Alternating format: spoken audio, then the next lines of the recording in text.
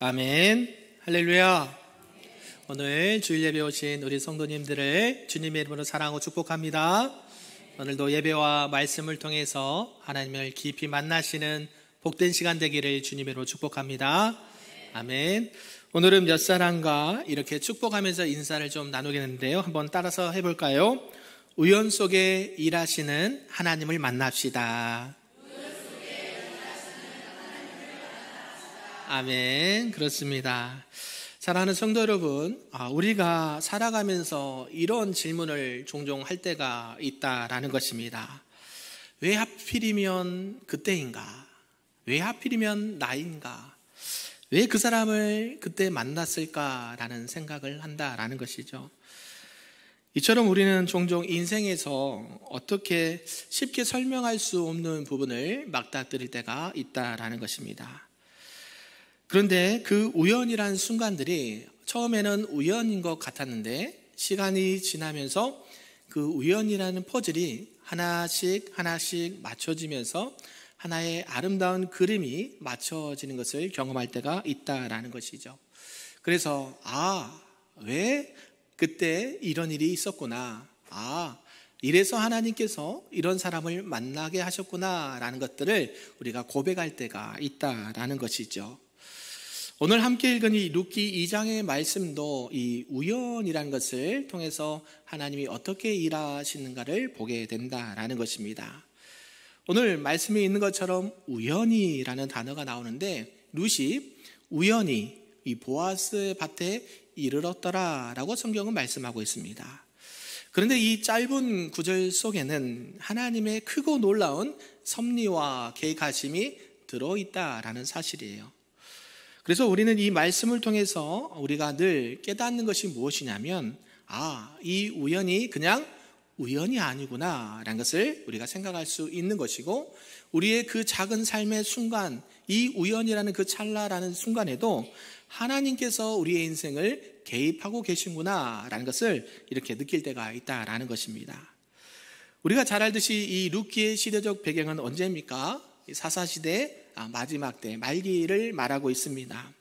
그래서 성경은 이 시대가 어떤 시대였느냐 말하는 걸 보니까 사사기 21장 25절 끝절에 보니까 그때의 이스라엘의 왕이 없으므로 각자 자기의 소견에 옳은 대로 행하였더라 라는 그 시대가 지금 이 룻기 시대였다라는 것이죠.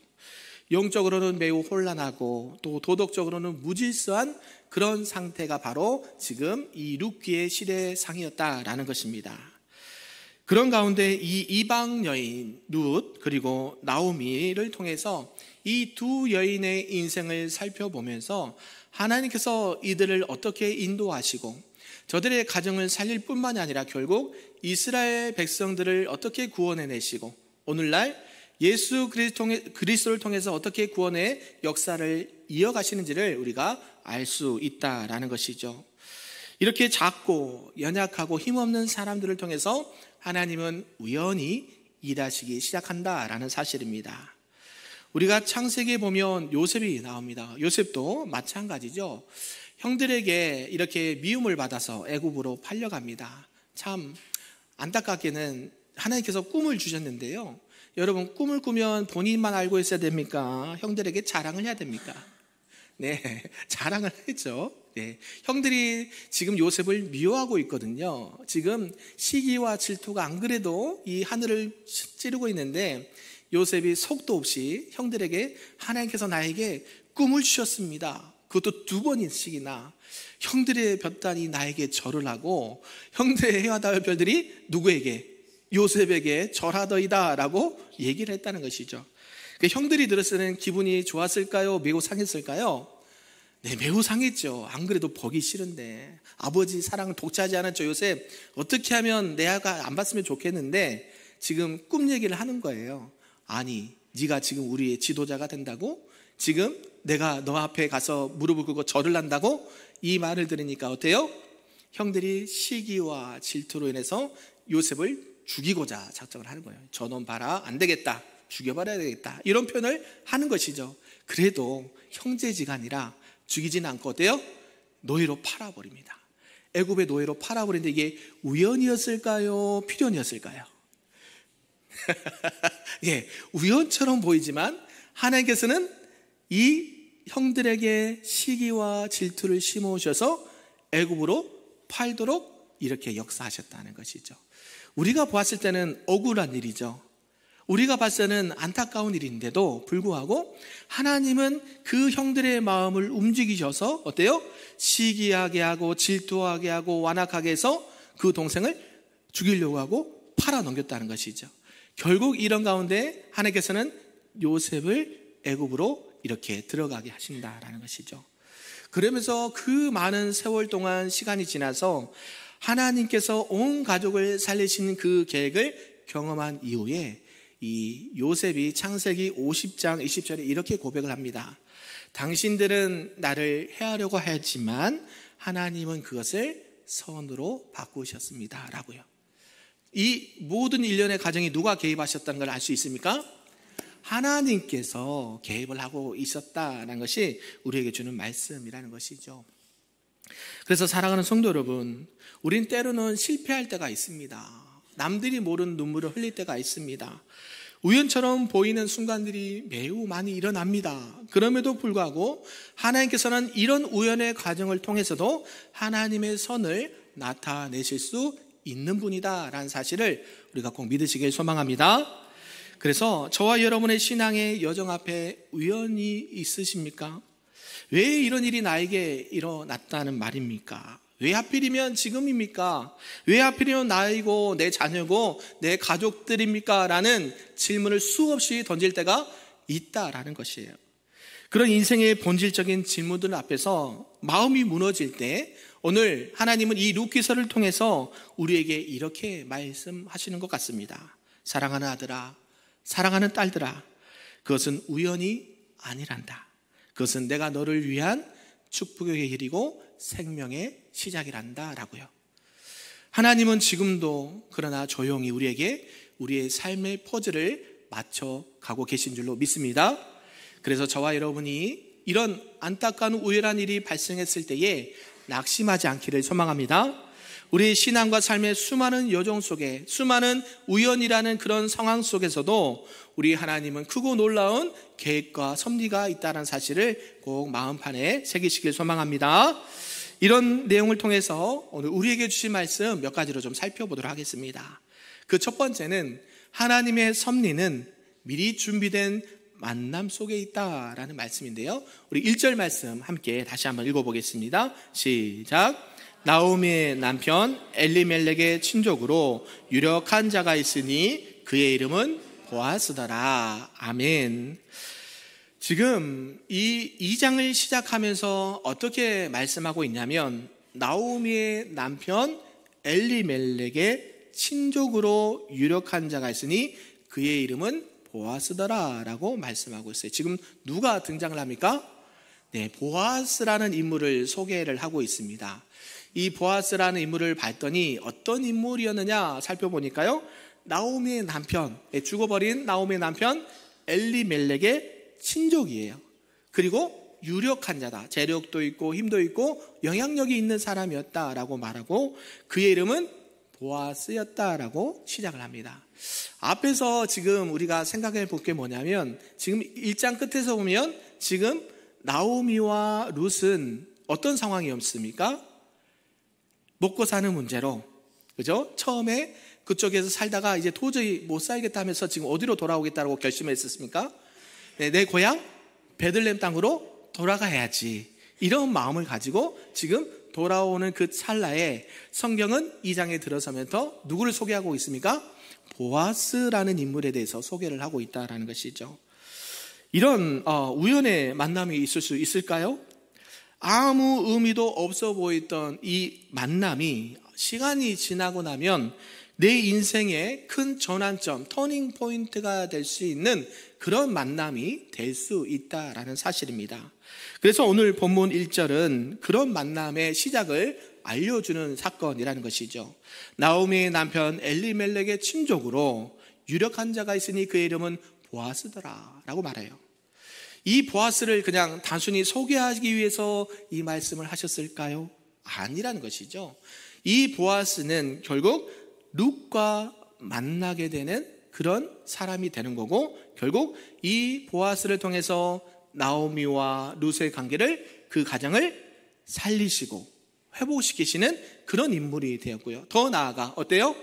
이스라엘의 민족의 이 지도자로서 세움받는 다윗의 혈통이 되고, 또 이 다윗을 통해서 예수 그리스도의 족보까지 이르는 그런 믿음의 계보를 이어가는 인물이 되었다라는 것이에요. 그냥 보아스 이 사람이 있었다라고 끝나는 것이 아니라는 것이죠. 당시 룻의 상황은 어떻을까요? 이 보아스를 알았을까요? 몰랐을까요? 전혀 몰랐죠. 그죠? 이 보아스는 룻은 보아스를 알지도 못하는 상황이었습니다. 그런데 이 알지 못하는 상황 가운데 하나님께서 이 보아스를 준비하고 계셨다라는 사실이에요. 그러니까 우리는 잘 알지 못하고 그냥 만남을 스쳐 지나갈 때가 있습니다. 그래서 우리의 만남은 뭐가 아니에요? 그죠? 우리도 옷깃만 스쳐도 뭐라 그래요? 우리 속담에 인연이 된다 그러잖아요. 그죠? 근데 하나님께서도 말씀하시는데 이 보아스가 그냥 보통 인물이 아니다는 것을 지금 성경은 말씀하고 있습니다. 룻도 보아스에 대해서 몰랐고, 그런데 하나님께서는 이 보아스를 이미 준비하시고 이 보아스가 어떤 인물인지 알고 계셔서 이 룻과의 만남을 계획하고 계셨다라는 사실이라는 것이죠. 룻기의 시작은 참으로 고단합니다. 엘리멜렉 가정은 알다시피 다 이렇게 흉년으로 인해서 이방 땅 모압 땅에 가서 열심히 살아보겠다고 먹고 사는 문제로 이주를 했는데, 남편도 죽고 두 아들도 죽고 지금 두 며느리와 지금 한 여인만 있었는데 한 명은 가버렸죠. 그 다음에 누구만 남았습니까?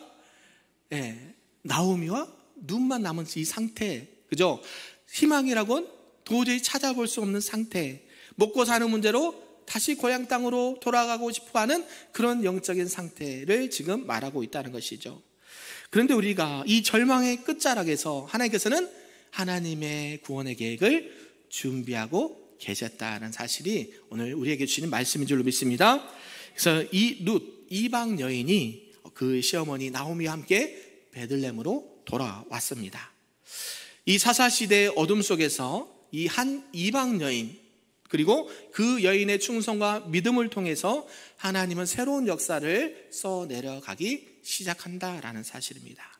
이토록 우리 하나님은 우리의 무너진 자리가 결국 하나님께서 새롭게 일하시는 자리고, 하나님의 새로운 구원의 역사를 써내려가는 그런 시작이 될 줄로 믿습니다. 우리가 새벽에 사무엘상을 묵상하고 있습니다. 그렇죠? 사무엘상 9장에 보면 사울이 등장을 합니다. 이때는 사울이 이스라엘 왕이 되기 전이었습니다. 그래서 사울의 아버지가 사울에게 하나의 부탁을 합니다. 사울아, 우리 집에 암나귀가 있는데 암나귀가 도망갔단다. 좀 찾아오너라. 그래서 아들에게 시켰습니다. 근데 암나귀를 빨리 찾았을까요? 못 찾았을까요? 못 찾았어요. 샅샅이 뒤져봤는데도 없어요. 그래서 그 사환과 함께 지금 암나귀를 찾으러 가다가 지금 이 사무엘 선지자라는 분이 있다라는 걸 들었어요. 그래서 저분에게 가서 혹시 물어보면 알려줄 수도 있을 것 같습니다 라는 말을 듣고 누굴 찾아갑니까? 네, 사무엘을 찾아가요. 뭐 하려고요? 암나귀를 찾으려고 사무엘을 만나러 갔는데, 그곳에 갔더니 뭐라 그래요? 갑자기 당신은 이스라엘의 왕이 초대 왕이 될 것입니다 하고 기름을 부어요. 그러니까 암나귀 찾으러 갔다가 갑자기 이스라엘 왕으로 기름 부음을 받는 그런 역사가 이루어져요. 근데 이것이 우연이었을까요? 필연이었을까요? 네, 하나님 앞에서는 우연이 없다라는 것이죠. 결국 우리가 봤을 때는 암나귀를 잃게 하신 것도 누가 하신 거예요? 네, 하나님이 하셨다는 거고, 그 암나귀를 빨리 못 찾게 하신 것도 하나님이 하신 거고, 사무엘과 사울을 만나게 하신 것도 하나님이 하셨다는 거예요. 그러면서 어때요? 이스라엘의 초대 왕으로 사울을 기름 부어 세워주셨다는 사실입니다. 그는 몰랐습니다. 하나님이 이미 이런 만남을 준비하고 계셨으리라고는 상상도 못했던 그런 사울이었습니다. 그러면서도요, 기름 부었음에도 불구하고 이는요, 나와서 이렇게 당신이 이스라엘 왕이 됩니다 라고 소개를 해야 되는데 안 보여요. 어디 계십니까? 이렇게 찾아보면 안 보여요. 하나님께서 이렇게 기름 부어 세워주신 것까지는 감사한데 자기 자신을 보고 가문을 보니까 도저히 우리 가정이, 우리 집안이 내가 이스라엘 왕이 될 수 있는 상황이 단 0.0.001도 없거든요. 이스라엘 12지파 중에 베냐민이 가장 작은 지파거든요. 그 가장 작은 지파 중에서 가장 작은 이 사울 가정에 사울을 하나님께서 기름 부어 세워주셨다는 거예요. 그래서 어때요? 숨어있는 사울에게 나와서 이스라엘 왕으로 세움을 받게 하신 것을 보게 됩니다. 이 모든 일련 과정들을 누가 계획하셨을까요? 하나님이 하셨다라는 사실입니다. 그래서 오늘 본문과도 마찬가지죠. 저와 여러분이 지금 혹시 낯선 사람을 만나고 계십니까? 아니면 새로운 환경에 여러분이 이렇게 맞닥뜨리시게 되셨습니까? 그리고 그런 만남과 환경이 어색하십니까? 불편하십니까? 그렇다면 오늘 본문의 말씀을 꼭 붙잡으시길 바랍니다. 하나님께서는 우리의 그 우연을 통해서, 우리가 생각하는 우연을 통해서 하나님의 입장에서 보면 반드시 이루어지고 만나게 되는 필연이라는 것을 통해서 하나님의 구원의 역사가 우리를 통해 펼쳐지기를 주님의 이름으로 축복합니다. 룻은 보아스를 몰랐습니다. 그러나 하나님은 보아스를 알고 계셨습니다. 그래서 이 룻과의 만남을 계획하시고 또 그 가문을 일으키기 위해서 이 보아스를 등장시킨다라는 것이죠. 그래서 우리는 내일을 알 수 있을까요? 없을까요? 없습니다. 내일은 내 것이 아니에요. 하나님께서 우리에게 허락해 주셔야 내일이 있는 것입니다. 우리는 당장의 내일을 알지 못하지만, 미래를 알지 못하지만 하나님께서는 우리의 내일과 미래를 아실까요? 모르실까요? 알고 계신다는 것. 그 우리의 미래를 계획하시고 준비하시고 우연이라는 그 만남을 통해서 일하시는 분이 바로 우리 전능하신 하나님이라는 사실을 여러분이 꼭 믿으시기를 주님의 이름으로 축복합니다. 아멘.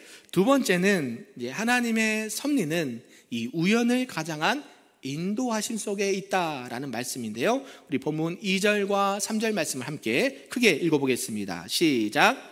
모압 여인 룻이 나오미에게 이르되 원하건대 내가 밭으로 가서 내가 하니 나오미가 그에게 이르되 내 따라 갈지어다 하매 룻이 가서 베는 자를 따라 밭에서 이삭을 주는데 우연히 엘리멜렉의 친족 보아스에게 속한 밭에 이르렀더라. 아멘. 네, 오늘 2절과 3절 말씀을 보니까요, 이제 이 룻이 어머니에게 이렇게 허락을 요청을 합니다. 어머니 지금 먹을 게 없습니다. 쌀이 떨어졌어요. 그래서 지금 저기 이삭을 주우러 가려고 하는데 어떻게 할까요? 물어봐요. 참 착하죠. 그래서 어때요? 그래, 나가서 찾아와라, 주워와라, 이렇게 허락을 합니다. 그래서 어머니의 이런 허락을 받고 지금 이제 그 이삭을 베는 자를 따라서 밭에서 이삭을 줍는데 성경에 뭐라 그래요? 우연히 엘리멜렉 친족 보아스에게 속한 밭에 이르렀더라 라고 말해요. 하나님께서는 지금 룻을 어디로 인도해 가십니까? 보아스의 밭으로 인도하시는데 어떻게 해요? 우연히. 아무도 몰랐어요. 그냥 지금 이 여인은 고향이 어디예요? 모압 땅이잖아요. 자기가 살던 고향은 이방 땅이에요. 그래서 내가 지금 여기 이스라엘 백성들이 베들레헴에 와서 이삭을 주는 게 쉬웠을까요? 매우 어려웠을까요? 매우 어려웠어요. 여러분이 잘 알듯이 이 유대인들은요, 이 이방 사람들을 무슨 취급을 해요? 사람 취급을 할까요? 안 할까요? 안 해요. 같이 식사를 할까요? 안 할까요? 안 할 정도예요. 어때요?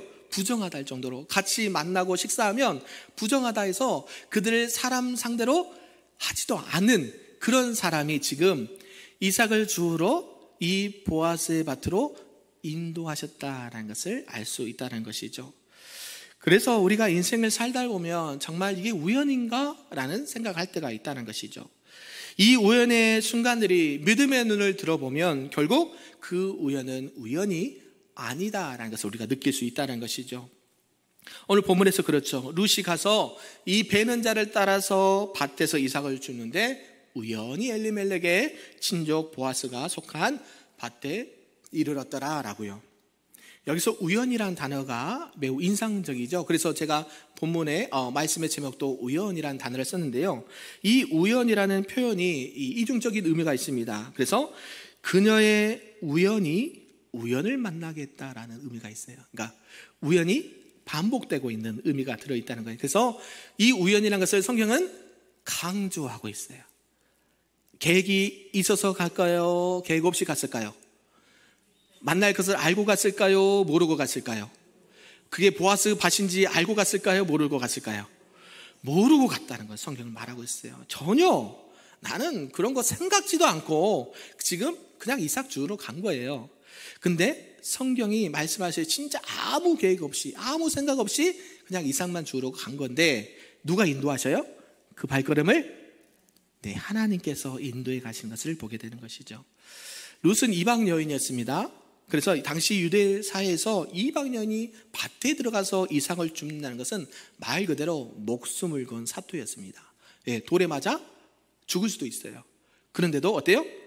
더운 날씨에 다 뒤엎쓰고 얼굴 가리면서 어때요? 이삭을 줍는 거예요. 이 레위기 19장 9절과 10절에 보면 율법에는 가난한 자들과 나그네들을 위해서 무엇을 남겨두라 그래요? 이삭을 남겨두라 그래요. 그러니까 율법은 하나님의 사랑과 공의와 정의를 나타내는데 결국 이 많은 가난한 자들, 연약한 들에서 너희들이 그들을 위해서 먹을 것을 남겨두라고 율법에 기록했어요. 그러니까 그 지금 이삭을 줍는데 누가 있어요? 지금 여기 본문에 나오는 룻이 있고, 그죠? 룻이 있고 룻만 이삭을 주었을까요? 다른 사람들도 있었을까요? 그죠? 지금 가난한 사람들이 룻만 있겠습니까? 지금 다 어려운 때인데 어때요? 다 많은 사람들이 지금 밭에 나와서 그 떨어진 이삭을 줍고 허기를 채우기 위해서 왔는데 지금 룻도 그 자리에 있어요. 그러면서 뭐라고 하냐면 우연히 보아스 밭에 이르렀다라고 말해요. 여러분이 지금 내가 왜 지금 이 길을 걷고 있는가 또 이해되지 않는 순간들이 있을 수 있다라는 사실이에요. 계획되지도 않고 내가 생각지도 않은 일들이 펼쳐지기도 하고 만남이 이루어지기도 한다라는 것입니다. 그렇지만 우리 하나님께서는 그런 것을 통해서 여러분들을 인도해 가시는 줄로 믿습니다. 하나님의 섭리로 그의 발걸음을 인도하시고 많은 상황 속에서 이 보아스 밭으로 인도해 가신 것을 알 수 있다는 것이죠. 결국 하나님은 이 우연을 통해서 하나님의 구원의 역사를 이루어 가신다는 것을 엿볼 수가 있습니다. 그런 가운데 우리가 세 번째로 살펴볼 것은 무엇이냐면 이 하나님의 섭리는 일상적인 충성 속에서 드러난다라고 알 수 있다는 거예요. 우리 조금 길지만 4절에서 7절까지 끝절까지 말씀을 천천히 생각하면서 크게 읽어보겠습니다. 시작. 마침 보아스가 베들레헴에서부터 와서 베는 자들에게 이르되 여호와께서 너희와 함께 하시기를 원하노라 하니 그들이 대답하되 여호와께서 당신에게 복 주시기를 원하나이다 하니라. 보아스가 베는 자들은 거느린 사환에게 이르되 이는 누구의 소녀냐? 베는 자를 거느린 사환이 대답하여 이르되 이는 나오미와 함께 모압 지방에서 돌아온 모압 소녀인데 그의 말이 나로 베는 자를 따라 단 사이에서 이삭을 죽게 하소서 하였고 아침부터 와서는 잠시 집에서 쉰 외에 지금까지 계속하는 중이니이다. 아멘. 지금 이제 누가 등장합니까? 밭의 주인 보아스가 등장을 합니다. 그러면서 어때요? 지금 이렇게 밭에서 죽는 사람들을 보고 이제 물어보는 거예요. 누가 눈에 띄었다는 거예요? 그 많은 사람들 중에 누가 띄었다고 지금 성경 말해요? 룻이 띄었다는 거. 그리고 물어보는 거예요. 이 여인은 새로운 우리 봤을 때 우리 이스라엘 백성이 아닌 것 같은데 누구냐 물어봤더니 뭐라고 얘기해줘요? 네, 나오미의 며느리 모압 지방의 여인입니다. 소녀입니다라고 말하는 것이죠. 근데 이 여인이 이삭을 주는데 여러분이 여기 지금 예배당에 밭이라고 생각해 보십시오. 정중앙에서 이삭을 주었을까요? 저 우리 전라도 사투리로 끄트머리에서 주었을까요? 성경에 보면 단이라고 보였죠. 단 사이에서 이삭을 주었다고 말하니까 지금 이 많은 사람들이 있는 곳에 나올 수가 없어요. 그래서 어때요? 이삭을 죽긴 죽는데 저 끝에서 지금 죽고 있는 거예요. 여기 끝에서. 그러면 이삭이 많을까요? 조금 있을까요? 거의 없죠. 그죠? 거의 없는 상태. 그래요? 그럼에도 불구하고 이 여인이 어떻게 사람들이 유심히 봤는데 보니까 아침에 잠깐 집에 들려서 쉰 거 외에는 지금 이 시간까지 늦은 시간까지 뭐 하고 있어요? 이삭을 줍고 있습니다 라고 얘기해요.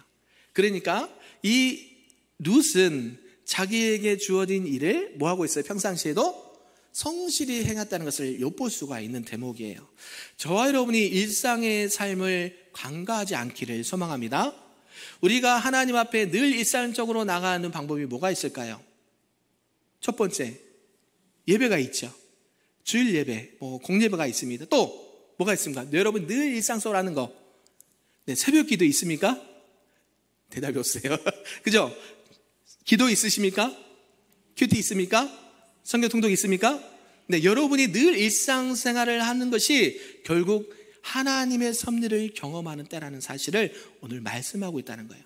그래서 여러분이 늘 하나님을 만나길 원하십니까?